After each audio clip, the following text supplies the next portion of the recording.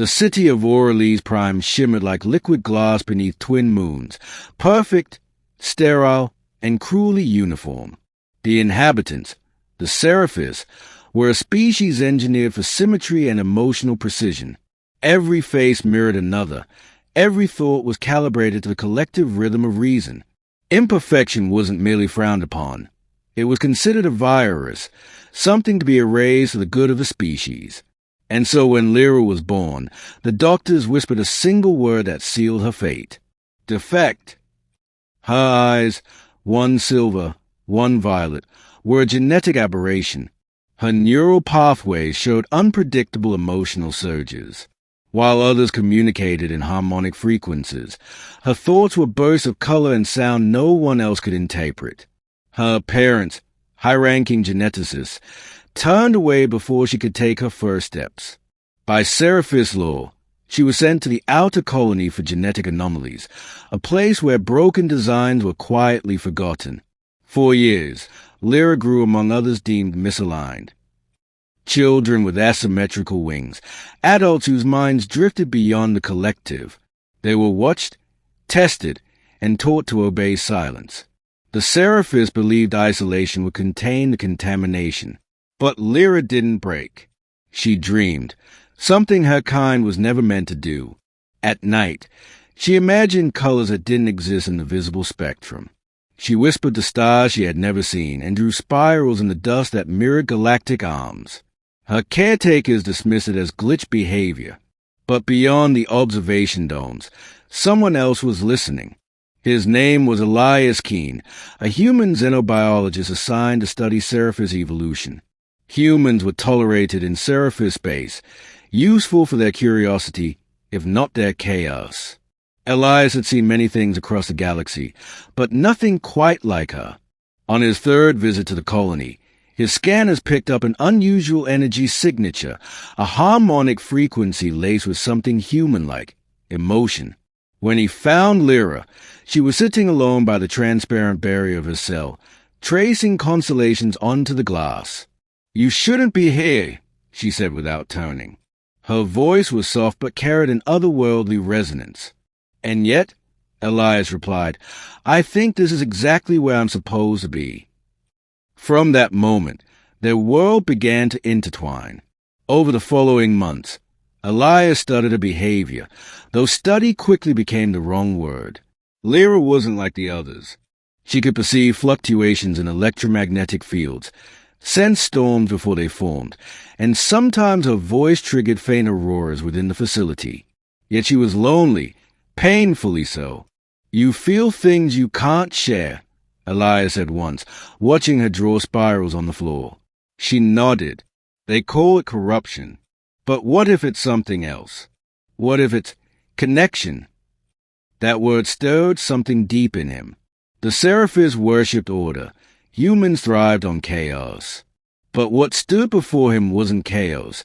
It was life, raw and unfiltered. And when she smiled, that small, hesitant curve that lit her mismatched eyes, Elias realized he wasn't looking at a defect. He was looking at a miracle of evolution. The colony's overseers, however, did not agree. When Elias petitioned to move Lira to his care for research, the High Council refused. "She is a deviation," they declared. Allowing her among the aligned would invite collapse. But Lira had overheard them. And that night, the entire facility trembled.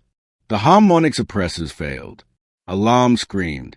Through the shattered glass of her containment room, a surge of radiant energy poured forth, not destructive, but luminous, wrapping the colony in light that sang instead of burned. Elias ran toward her as the guards fell back in fear. "Lira." Her eyes glowed like twin stars. "I didn't mean to hurt them. I just wanted to be seen." And for the first time, Elias did more than study. He embraced her. The energy pulsed, then softened, as if responding to his heartbeat. The glow faded, and she collapsed into his arms. For a long time, he simply held her, a human and a so-called defect, breathing in the same rhythm, sharing warmth no algorithm could measure. Weeks later, the council summoned Elias. They demanded to know why the anomaly still lived. He stood before them and said words that would echo through Seraphis history. She is not a defect. She is the next step, proof that perfection without feeling is extinction. They exiled him that same day.